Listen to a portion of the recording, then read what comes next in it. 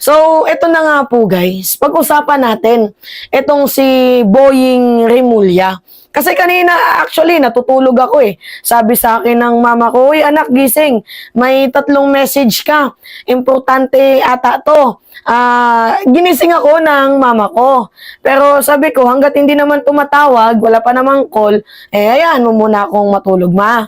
Ganyan kasi yung mama ko eh. Kasi kala niya lahat ng message na tumutunog sa messenger ko ay masyadong importante. Syempre alam nyo naman na tayo, public figure tayo, 'di ba? Pag may balita, talagang inaano tayo ng ating mga subscriber, mini-message agad nila tayo. Ngayon nagising na nga ako, binuksan ko yung messenger ko. Nakita ko, merong 3 message, puro picture ni Boying Rimulya yung sinend sa akin. Nung una kong nakita, nagulat din naman ako, mga minamahal. Nagulat ako actually. Sabi ko, edited ba to? Edited ba tong picture na to? Sinabi naman nila sa akin, Mima, hindi yan. Hindi yan edited. Yan na ngayon yung kalagayan ni Rimulya. So, may nagtanong sa akin, Mima, itong si Boying Rimulya daw, sabi ng mga DDS, addict na daw. Kasi ganito na daw yung katawan. Tingnan mo, epekto daw po ito ng kakatira ng gramo ng shabu. Yan yung sabi ng mga DDS na sinumbong sa akin ng ating mga followers. So, sabi ko, hindi naman addict si Rimulya. Sabi ko, minessage ko, kasi noon pa man, nung March, na-bypass po yan. Diba, nag-undergo po yan sa heart surgery. Inatake po yan nung nakaraang March or February. Basta inatake po yan ng kanyang sakit. And after po niyang makarecover, diba, nagtrabaho agad yan. Siguro ata nabinat itong si Romualdez na dapat after niyang magkaroon ng surgery, nagpahinga muna siya dedicated din naman kasi sa trabaho. Itong si Boying Rimulya. Nagtrabaho agad. Sa mga nanganganak nga, di ba, mga minamahal? Sino ba yung mga nanay dito? Or yung may mga asawa na? Di ba, pag nanganak yung misis nyo, ang nangyayari, hindi nyo muna pinapatrabaho. Bakit? Kasi baka mabinat. So, kahit nga din may mga nagkakasakit, di ba? After nilang makarecover, hindi nyo muna pinapatrabaho kasi baka lumala ang sakit. Baka balikan sila ng binat.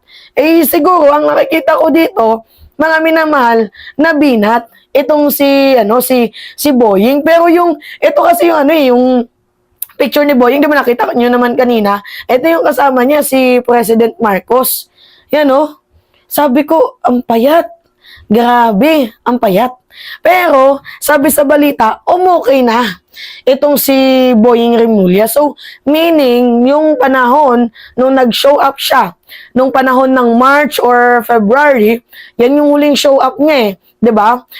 Yung huling show up niya, malala na pala ang kanyang dinadama. Hindi lang siya nagpa-public appearance. Hindi lang siya nagpapa-media. 'Di ba ang sabi niya pa nga noon, hindi may asikasuhin lang muna ako na medyo lang naman, maliit lang naman na tawag dito, na complication na aking sakit. Yun yung sabi niya ni Rimulya. 'Di ba? Pero hindi natin alam sa sinabi niyang maliit lang daw na sakit, maliit lang daw na komplikasyon, grabe na pala. 'Di ba? Pero ngayon, okay naman siya. 'Di ba? Nagpakita niya. Ano sabi dito sa balita? Rimulya's health is good. Sabi ni Department of Justice na mismo. 'Di ba? So, yan po guys yung niya, first public appearance after 4 months. So, sabi dito sa balita, after months-long physical absence, Justice Secretary Crispin Rimulya made his public appearance on Wednesday, leading the signing of the Department of Justice rules on criminal investigation in Malacanang. So, siguro sa pagkakataong ito ay literal na okay na. yung kanyang sarili due to many complication kasi yan po guys yung nagiging resulta, humihina talaga yung yung immune system kasi nag-undergo siya guys sa heart surgery. Tapos from heart surgery, nag-undergo din siya sa backlodge. Tama ba ako? Backlodge or blockage? Tama ba ako? Correct me if I'm wrong guys ha. Backlodge or blockage sa kanyang puso. So yung epekto po nun guys is humihina yung immune system. So feeling ko today medyo okay naman ata yung kanyang kasi kinonfirm niya na okay na, bumalik na siya sa trabaho, tapos na siyang magpahinga, niya na, trabaho na. Pero yung katawan niya na yan guys, it doesn't matter kung payat man yan or hindi, as long as nagtatrabaho. 'Di ba? As long as nagtatrabaho. Oh, sabi dito, his health is good. Recovery is on the uptick after the doctor asked him to go on a strict diet in order to lose weight. O, doktor na mismo yung nagsabi na kailangan niyang magbawas ng timbang. 'Di ba? Ito, Remulla appeared publicly last March. So, March pa pala. Yung huli niya, tama nga, March. Yung huli niyang appearance, yung nag-announce siya ng qualified human trafficking, sexual and child abuse cases against Kingdom of Jesus Christ, JC Apollo Kibuloy. So, previously, sabi ni Clavanio, Remulla is working from home. Remulla underwent by a heart bypass surgery last year, but he's battling complication in his immune system since then. Okay. Yun naman pala. So, hindi po addict itong si Remulla. Sabi ko sa inyo guys, huwag kayong maniniwala sa mga DDS. Kasi yung mga DDS, utak dilis yan.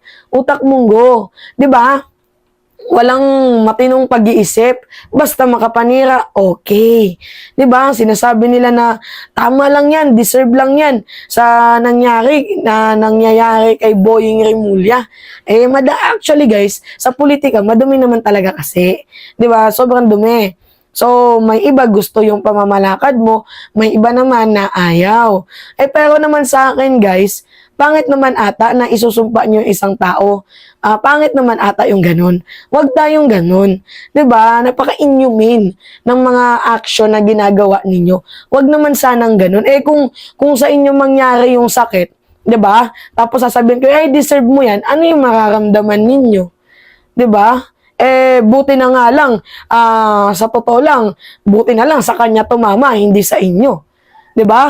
At least siya, nakita nyo na kahit sa kanya tumama, ginagampanan niya pa din yung kanyang trabaho. Paano yan? Kung sa inyo tumama, 'di ba? O kung kay Maharlika tumama, dapat nga kay Maharlika tumama Joke lang. Hindi naman kasi ako ganun na tao na nagwi-wish ng masama. 'Di ba? Kahit sinasabi nila na yung mga Kibuloy supporter, tama yan. Nagsisimula na yung parusa ni Kibuloy. 'Di ba? Nabibigyan niya ng mga matitinding sakit itong mga taong umalipos na daw sa kanya. Huy, last March pa po si Kibuloy, si Boying na nagwent sa surgery, sa blockage surgery. 'Di ba? Last 4 months pa po 'yun, hindi pa in-announce yung propeta ng propeta ni Kibuloy. 'Di ba? Hindi pa in-announce 'yun. Tapos yun kino-connect ninyo. Kung utak talaga nito mga munggo no? Anyway, yun guys, hindi po addict si Boying. Tao lang din naman po yan, nagkakasakit. So sabi ko nga sa inyo guys, health is wealth. Aanin mo yung dami-dami mong pera kung yung katawan mo is mahina na. Health is wealth pa din talaga.